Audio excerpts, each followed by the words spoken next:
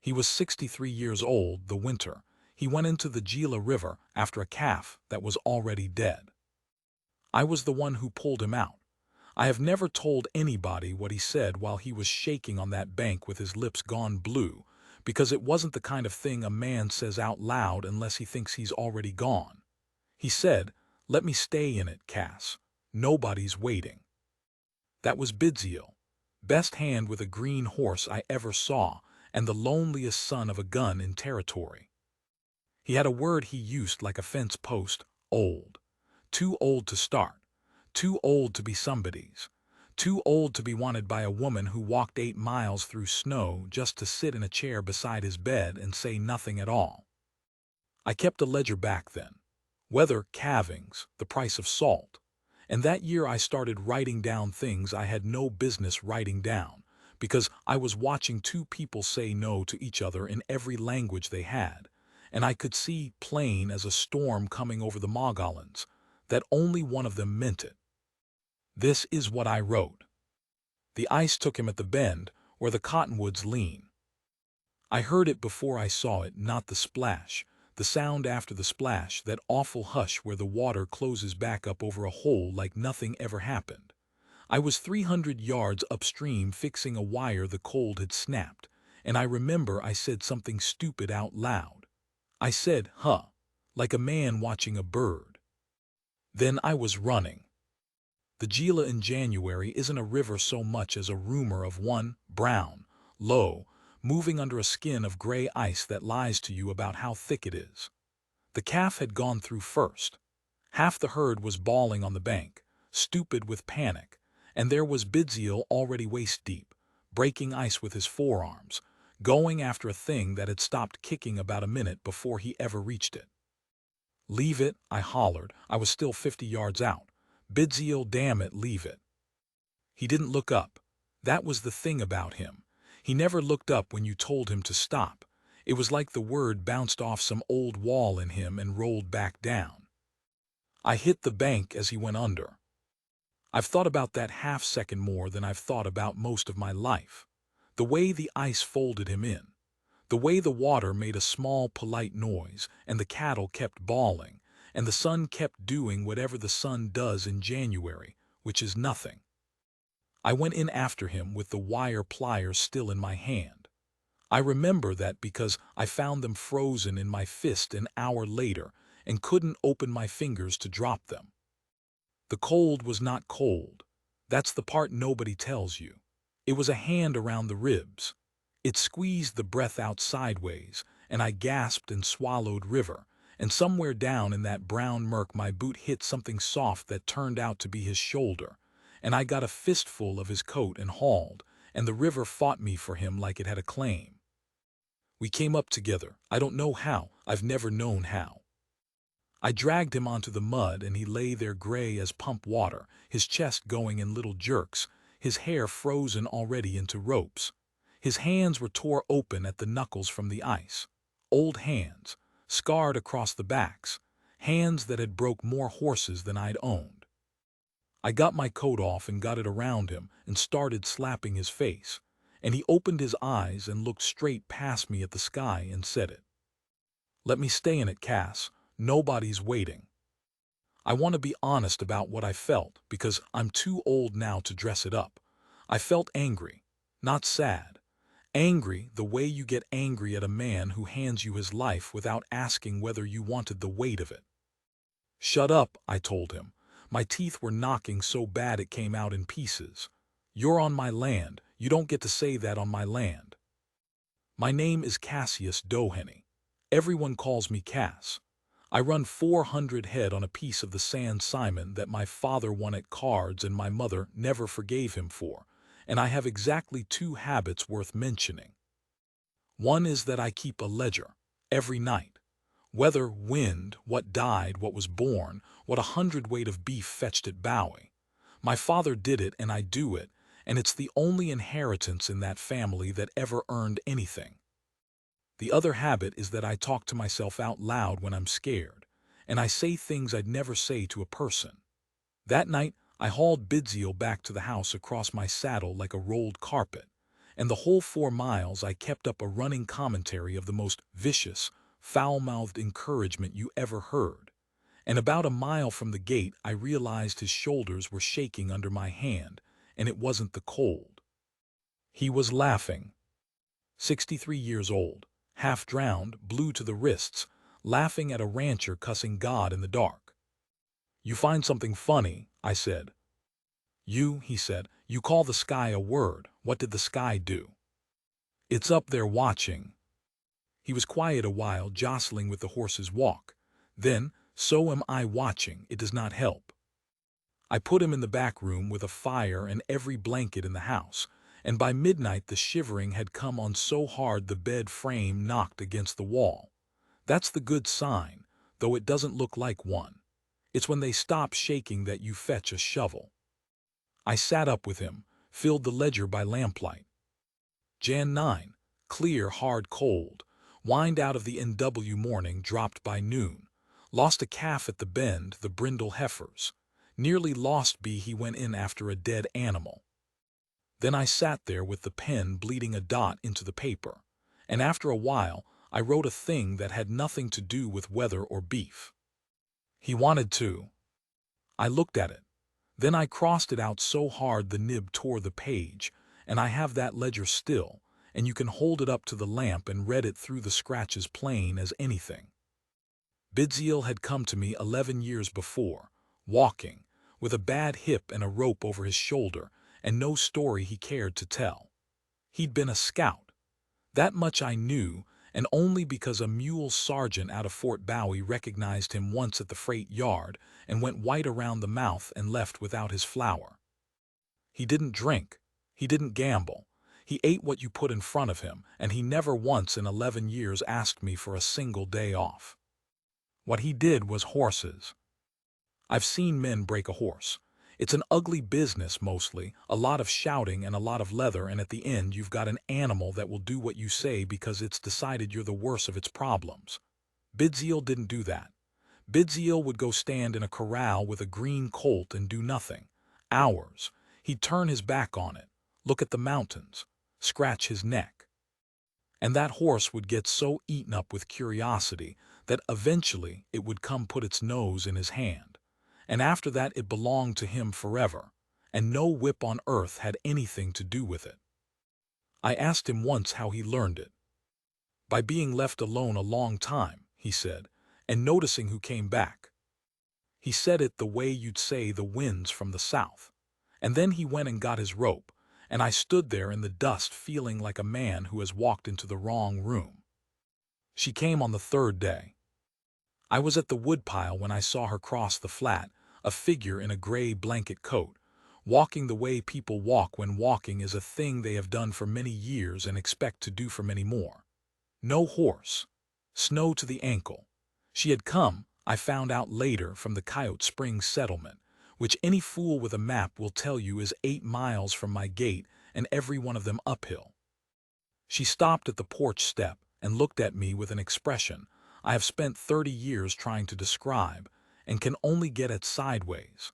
The look of a woman who has already decided what she's going to do and is politely giving you a moment to get out of the doorway. "He is here," she said, not a question. "He's here. He is alive. He's ornery about it." Something moved at the corner of her mouth, just the corner. "Yes," she said, "that is him." Her name was Sonsee. She was, I'd have guessed, past 50, and I'd have been wrong by 6 years in the direction that would have got me thrown off the porch. A widow. Her husband had died at San Carlos, and she'd been at the settlement 2 years weaving baskets tight enough to hold water, which, I've since learned, is a thing so difficult that most weavers spend a life not managing it. She'd brought a bundle, dried something, wrapped in cloth. She held it against her chest with both arms like a child, and her hands, when I finally saw them, were as scarred as his. I stood aside. Here is the first thing she did. She walked into that back room where Bidziil was propped up gray and sour against the pillows. She looked at him for maybe 4 seconds. Then she pulled the chair from the corner, set it beside the bed, sat down in it, folded her hands and said absolutely nothing. For 2 hours. I know because I kept coming to the door like an idiot. Twice she looked up at me. The second time she raised one eyebrow about 1/8 of an inch, and I went and split what I didn't need for the rest of the afternoon. When I came back at dusk she was gone, 8 miles in the dark. And Bidziil was sitting up straighter than he had in 3 days, staring at the wall with the face of a man who has been robbed and can't work out what's missing. "Nice woman," I said. "She should not have come. 8 miles, they tell me." "Then she is a fool," he said, and his voice cracked on the last word like a green stick, and he turned his face to the window so I wouldn't see it. I went and wrote in the ledger, Jan 12, overcast, no wind. A woman walked 16 miles today to sit in a chair. She came back Thursday, and the Thursday after. By February she was coming twice a week, and by then Bidziil was up and moving, so she'd find him in the corral and she wouldn't say a word to him.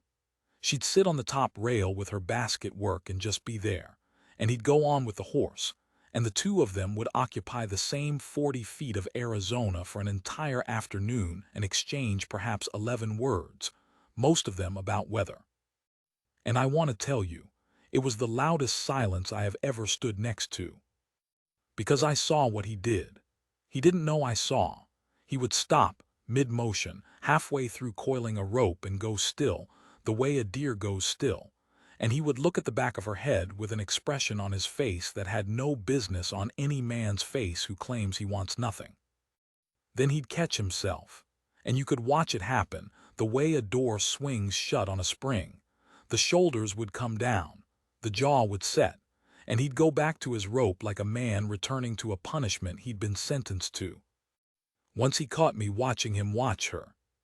He didn't say anything, but that evening he brought in a bucket of water I hadn't asked for and set it down harder than water needs to be set down, and he said to the wall, "I am 63 years old.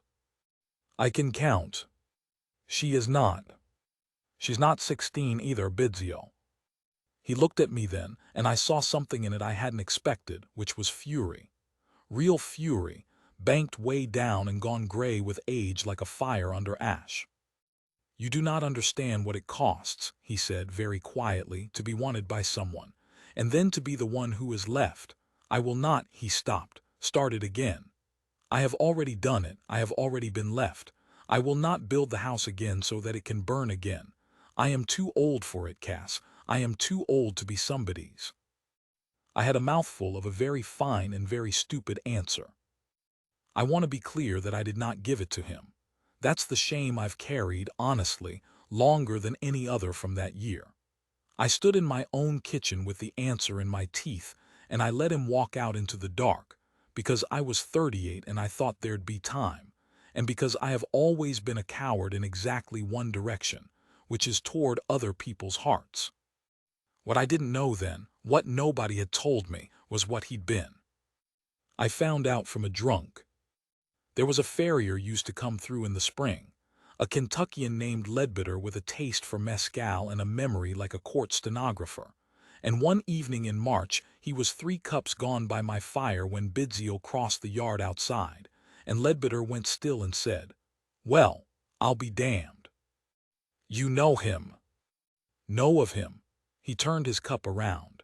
"That's the scout come down off the Sierra Madre in '86, went in with Gatewood, walked into Geronimo's camp with 2 men and no rifle." I said something, I don't remember what. "Fella had a wife," Leadbitter said, "boy about 8, they was at San Carlos while he was out doin' the army's walkin'. Fever come through that summer, took near 100 of 'em. He drank. He come back to a place with nobody in it. Army give him a paper sayin' thank you. He laughed the ugly little laugh of a man who thinks he's telling something funny. Paper. I sat there. Outside, in the last of the light, Bidziil was standing at the corral fence with his hand flat on a colt's shoulder, not moving, the way he did. "Nobody's waiting," he'd said, with the ice in his hair. And I understood, finally, that he had not been asking me to let him die. He had been telling me the truth as he understood it. He had gone into that river because there was a living thing in it, and going in was what he did. It was the only thing left of him that still worked, and it had simply never once occurred to him, not for 1 second, that anybody on this earth would have minded if he hadn't come back out. I got up and went to the ledger, and I did not write about the weather. April and the Ocotillo went red, and the whole desert did that ridiculous thing it does where it pretends for 3 weeks that it has never been cruel to anyone. Sonsee brought a boy. He was maybe 9, skinny as a wire, a scab on his chin, and he had the specific fury of a child who has been told he must behave. Her grandson. So, her daughter's boy, and her daughter was 2 years dead, and the boy had lived with her since. He took one look at the corral and stopped fighting her hand. Because there was a horse in it, a little roan filly, mean as a snake and twice as fast, that had thrown me twice and Bidziil once, and Bidziil was in there with her doing his nothing, standing with his back turned, looking at the mountains. The boy went to the fence rail. Sonsee let go of him. "Why is he not doing anything?" So said. Bidziil didn't turn around, because she has not asked me to. Horses don't ask. Everything asks, Bidziil said. Most things ask quietly. And the boy shut up. And he stood there at that rail for 2 hours, and at the end of it the filly walked across 40 feet of dust and put her nose in Bidziil's hand, and so made a sound like all the air had gone out of him. I looked over at Sonsee. She was not watching the horse. He started teaching the boy. He'd deny it, he called it keeping the boy out of the way, but he'd have him in the corral 3 days a week, and he taught him to sit still, which for a 9-year-old is roughly like teaching a fish to whistle. He taught him to watch an animal's eye and not its feet. He taught him to lose. "You will be thrown," he told him. "Everyone is thrown. The question is only what you do while you are in the air." So said, "What do you do?" "You forgive the horse," said Bidziil, "before you hit the ground. Then when you get up you are not carrying it." I wrote that one down word for word. I have quoted it to my own sons, and neither of them has ever understood what I was on about. And in the evening Sonsee would sit on the porch with her basket work, and Bidziil would sit on the step, never the chair beside her, the step 3 feet down and turned half away, and they'd talk about nothing. Rain, the price of wool, whether the mesquite was leafing early. He never touched her hand. She never asked him to. But one evening in May, I came around the corner of the house, and they were both looking at the sky, and the last light was going out of it, and she said something in a low voice I didn't catch, and he laughed. I had known that man 11 years. I had never heard it. I backed away and went around the other side of the house like a thief. Here is where I have to tell it straight, because it's the part I got wrong, and I got it wrong out loud. The first week of June, I found him at the wagon shed in the dark, packing a bedroll. "Where?" I said. "There is work at the Sierra Bonita." "There's work here." "Then there will be more of it for you," he said, and went on rolling. I stood in the door. There was a bat going crazy in the rafters. I remember the noise it made. "Bidziil, she walks 8 miles. His hand stopped. "She walks 8 miles in the snow, uphill, at 56 years of age, to sit in a chair and watch you rope a horse. Do you understand that? Do you have any idea in your life what that is?" He didn't turn. "Yes," he said. "Then—" "I have 12 years," he said. "Perhaps 15. My hip is going, my hands are going. What I would give her is a good little while and then a long time of digging." He pulled the strap through the buckle. "She has done the digging already, her husband, her daughter. I will not put myself at the end of that line and call it a gift." He looked at me over his shoulder and his eyes were wet and absolutely steady. "I am too old for love, Cass. It is not sad. It is only arithmetic. And I 38 years old, master of 400 cattle and no human being whatsoever, said the worst sentence of my entire life. I said, maybe you're right.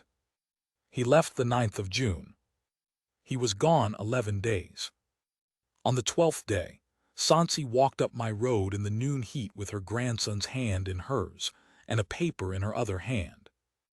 And I have never in my life seen a person's face so wholly emptied out. The paper was from the Indian Agency. Under the new order, all children of school age at Coyote Springs were to be delivered to the agency wagon on the 1st of July for transport to the industrial school at Albuquerque.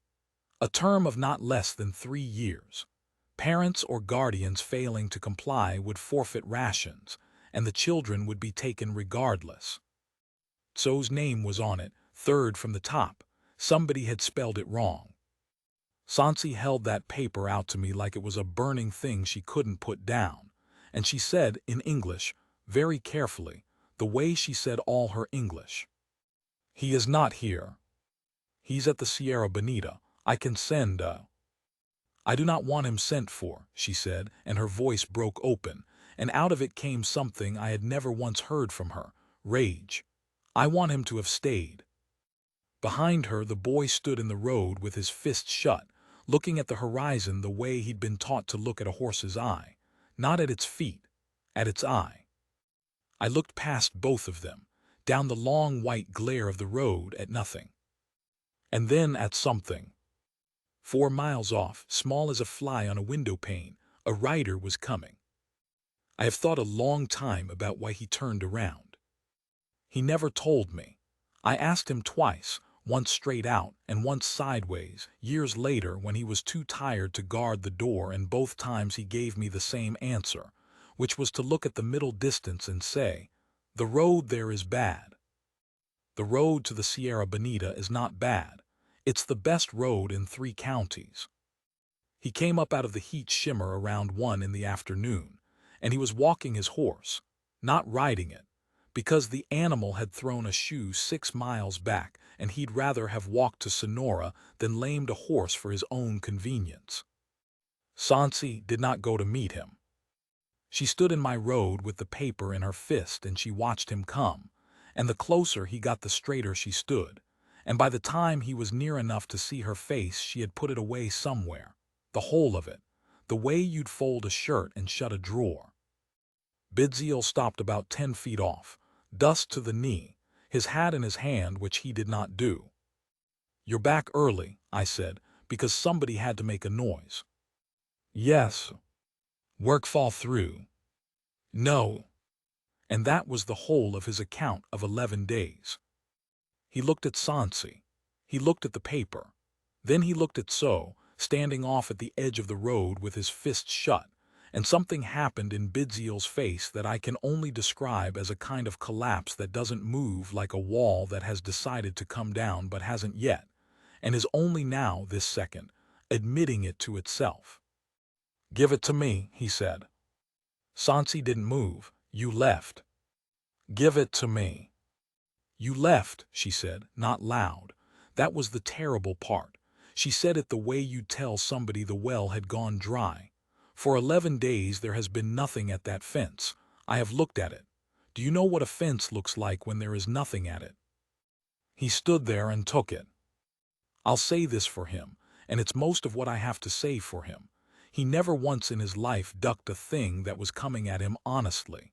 He'd let a horse strike him rather than jerk its head. He stood in my road and let that woman say it, and he didn't put his hat back on.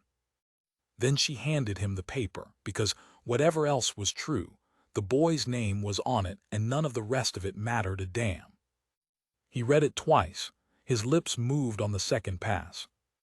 "Albuquerque," he said. 3 years. Not less than 3 years. He turned it over as though the back might have something better on it. "They will cut his hair." Sonsee made a small sound and put her hand over her mouth. "Now I have to tell you something here, and I'm aware it makes me look like the fool I was. I did not understand right then why the hair. I stood there and thought. Hair grows back. I'm ashamed to write it, but I thought it, plain as bread. The way a man thinks a thing when he has never in his life had anything taken off him that he didn't hand over first. Bidziil saw it on my face. He must have. He looked at me for a moment with an expression of such enormous and weary patience that I felt about 9 years old. When my son died, he said, I cut mine. And then he folded that paper into a square and put it in his shirt and walked past all three of us into my house. That night I could not sleep, and around 2 I came into the kitchen for water and found him sitting at my table in the dark with a lamp he had not lit. There was something on the table in front of him. I couldn't see it.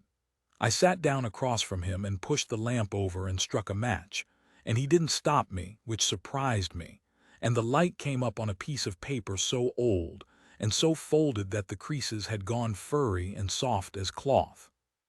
It was a letter of commendation from the United States Army, dated November 1886, and it said that the scout Bidziil had performed service of the highest character in the surrender of the hostile Chiricahua, and it was signed by a captain whose name had faded into a rusty smear. That's what I said. Paper, he said. He turned it around with one finger so it faced me. I have carried this for 19 years, he said. I have never once shown it to a living person. When they gave it to me, I was standing in a place where my wife had been, and I could not read it, and a soldier read it to me. And when he was done reading it, he folded it and put it in my hand, and he said, that'll be worth something someday. He smiled. It was the worst thing I ever saw on a human face. I have wanted for 19 years to find that soldier, to ask him what he thought it would be worth, and how much. I didn't say anything. Now, said Bidziil, I know. Here is what we worked out over the next 3 days, sitting at that table, the 4 of us, with the boy sent outside and coming back in anyway because he was 9 and not stupid. The order said children of school age at Coyote Springs. Coyote Springs was an agency settlement. The agency's authority ran to the persons under its ration rolls, and Sonsee was on them, and so was So, and that was the whole of it. That was the entire machine. But a child in the care of a citizen on deeded land in employment or apprenticeship was a different clerical animal, not a good one, not a safe one. The agents did what they liked and everybody knew it, but it was a crack, and a crack is what a man puts a bar into. So he stays here, I said.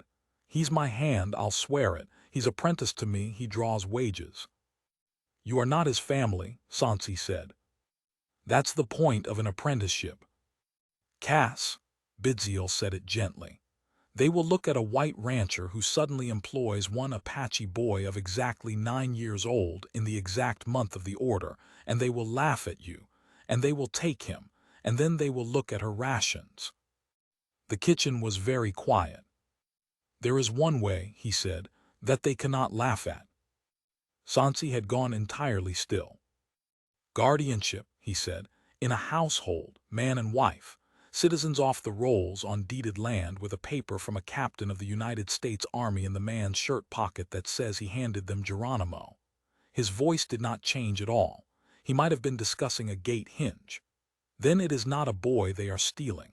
It is a boy they are stealing from a man that a great many colonels would rather not read about in a newspaper. That is not justice. It is only leverage. It will hold for 3 years, perhaps 5. It is what I have. Nobody breathed. Then Sonsee stood up so fast the chair went over backward, and she said one word in Apache that I did not know then and have never asked anybody to translate, and she walked out of my house. I found her at the corral rail an hour later. She was not crying. She was working, she had her weaving with her, she always had, and her hands were moving in the dark faster than I could follow, and the willow was too dry and it kept snapping, and she kept working anyway. Snap, snap, ruining it. He is a coward, she said. He just offered to. He offered arithmetic. She snapped another rod. He will stand in front of the agent and put his hand on that paper, and he will say, my wife, and it will be the first time in 2 years that he has said any true thing out loud, and it will not be true, it will be a tool, and I. She stopped. She set the basket down on the rail, very carefully, the way you set down something you have decided not to throw. I have been married, she said. It was not a good marriage. He was not a bad man. We were young and we were put together and we made a life, and I loved him at the end more than at the beginning, which I think is the most that most people get. She looked out at the dark where the mountains were. I am 56 years old. I have buried a husband and a daughter, and I have walked 8 miles in the snow, in the dark, uphill, to sit in a chair. I did not do that for a paper. The willow rods clicked against each other in the wind. If he marries me to save the boy, she said, then I have never been wanted, I have only been useful, and I would rather. She didn't finish it. She picked up her basket. She went inside. And I stood there with my hands on the rail of my own corral in the middle of my own land, and understood that I had never in my life wanted anything as much as that woman wanted one plain sentence out of a stubborn old man, and that I had told him in that wagon shed, maybe you're right. I want to put down here what he did the next morning, because it was small and nobody saw it but me, and it is, I think, the truest thing about him. He went out before light, and he saddled the little roan filly. She was still mean. She was still fast. She had thrown him once and me twice, and she was, by any measure a rancher uses, worth about $40 and a broken collarbone. He rode her 4 miles to the settlement, and he came back at noon with Sonsee's things, everything she owned, which was a bundle you could carry under one arm, and a loom, and a sack of willow. He hadn't asked her, he'd just gone and got them. And when he came up the road with that sack of willow lashed across the withers of a filly that would have killed anybody else who tried it, Sonsee came out onto my porch and looked at him, and he swung down and stood there holding the reins, and he said, I do not want to do this for the boy. She waited. I have said a thing to Cass, he said. I said I was too old. I said it because if I said it enough times it would be a wall, and behind a wall a man can sit down. He was looking at the ground. His hands were shaking on the reins, and the filly felt it and stood like a stone anyway because she was his. I am 63 years old. My hip will not carry me at 70. I will die first. It is not a guess. It is arithmetic, and you will be alone again, and it will be my fault.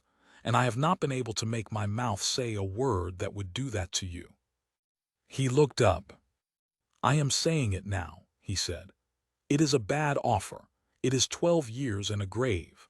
I want to be married to you more than I have wanted anything since I was 20, and I have wanted it every single day since the first Thursday, and I would have gone to my death without telling you, and I would have called that kindness. Sonsee came down 1 step.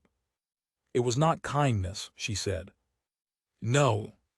It was theft. Her voice was shaking. You were stealing the years from me. They were mine to spend. You did not ask me what I wished to buy with them. And Bidziil said, no, I did not. She came down the last step, and she took the reins out of his hand and gave them to me without looking at me. And she took both his ruined old hands in both of her ruined old hands, and she said something in Apache, low, 4 or 5 words, and he shut his eyes. Then she said in English, so that I would hear it and know. 12 years, I will take 12 years, I will take 2. They were married on the 28th of June by a Methodist circuit rider named Pettigrew, who was, in my considered opinion, drunk, and who married them anyway, and did it decently. I stood up with Bidziil.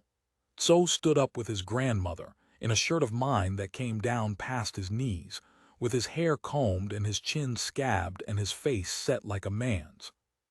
I have been to a great many weddings since. I have given away 2 daughters. I have never seen anything remotely like it, because there was no joy in it that anybody could point at. There was a woman in a gray blanket coat, and a man with a dead Army's letter in his shirt, and a boy with 3 days left. And there was a kind of ferocity in that room that I have felt since only in high country before lightning. Bidziil did not smile. He put his hand flat on her hand and looked at her like a man memorizing a road he'll have to walk in the dark. The agent's name was Pryor, and he came on the 1st of July with a wagon and 2 men and a list. He had a soft, tired face. That's what I remember. Not a cruel man, a clerical one, which is worse because you cannot appeal to it. He had spectacles and he cleaned them a great deal.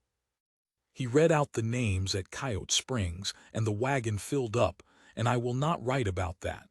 Not because I've forgotten it, but because I remember it, and it belongs to those families and not to me. Then he came up my road. Bidziil met him in the yard. Sonsee stood on the porch with her hand on the boy's shoulder, and the boy, 9 years old, did not move a muscle, did not cry, did not run, and I thought, he taught you to sit still and you have gone and learned it. God help you. Pryor looked at his list. I have it so, Coyote Springs. He is not at Coyote Springs. He was on the roll in May. He is in my house, said Bidziil. On deeded land. His grandmother is my wife. I am his guardian. I am not on your rolls, and I have not drawn a ration in 19 years. Pryor took his spectacles off and cleaned them. That's an inconvenient arrangement, he said. Yes. Made recently, I expect. The 28th of June. Pryor almost laughed.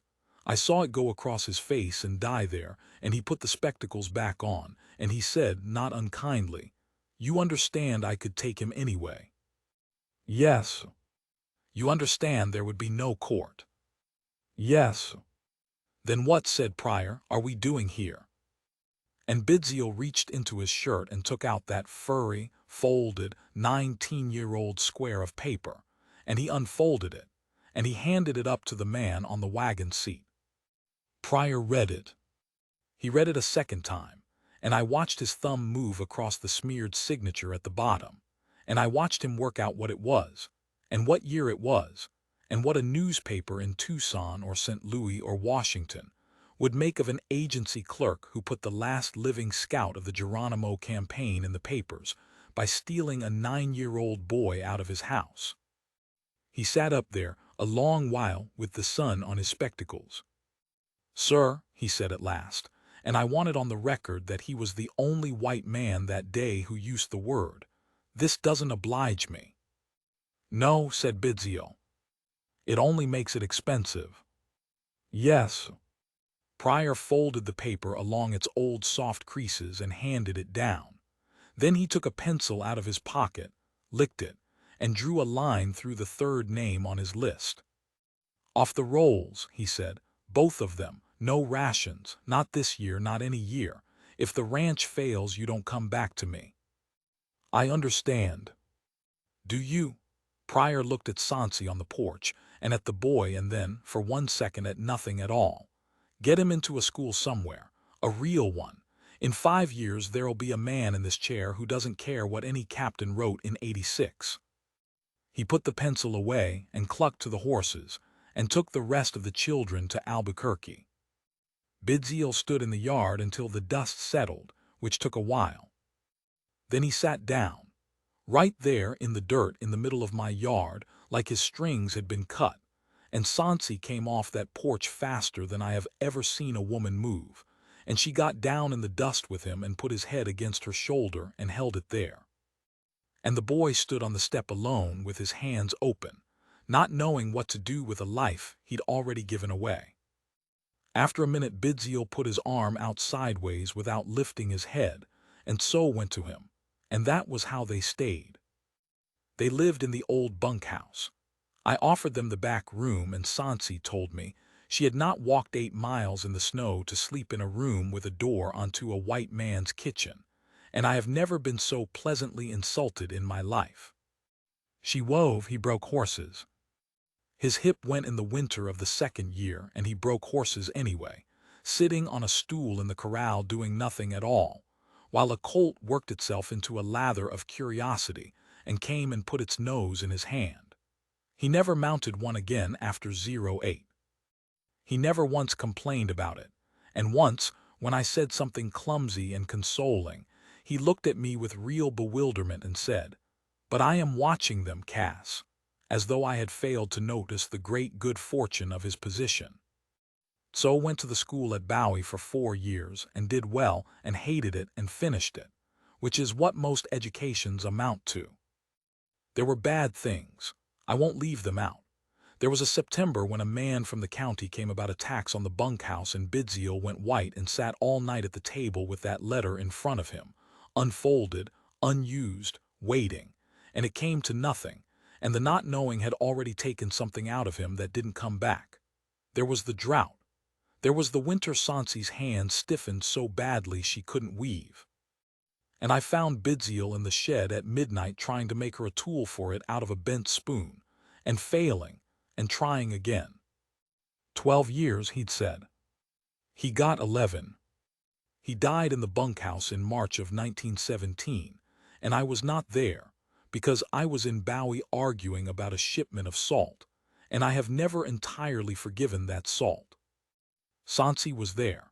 So was there, 19 by then, and taller than either of them, and he had let his hair grow.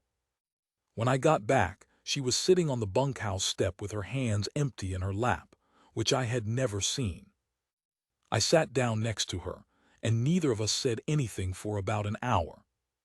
Finally she said, "He asked me to tell you something." I waited. He said, "Tell Cass the road there is not bad." I put my face in my hands. "He turned around at the fork," she said. "The 11th day. He told me on the second night we were married and never again. He said he had gotten as far as the Sierra Bonita gate and stood there and could not make his hand open the latch, and he did not know why, and he stood there until dark, and then he walked back." She was looking at the mountains. "He said it was the only thing he ever did in his life that he could not explain, and he was 63 years old, and it was the first time." She stood up, brushed off her skirt. "He was wrong about the arithmetic," she said. "It was 11 and not 12, and I would have taken 2. I keep a ledger, I've said that. Whether wind, what died, what was born. The night of the day we buried him, I sat down and I opened it, and I wrote the date, and I wrote clear, cold, wind out of the SW. Because that was true, and because my father did it and his father did it. And it is the only inheritance in that family that ever earned anything." And then I turned back through the pages. 11 years. 12. I found January of 1906, and I held it up to the lamp, and there it was, that furious black scratching out, and underneath it, plain as anything, in my own hand. He wanted to. I looked at it a long time. Then I turned to the fresh page and I wrote, underneath the weather, without crossing it out. He was wanted. The lamp guttered. Out in the corral something shifted and blew.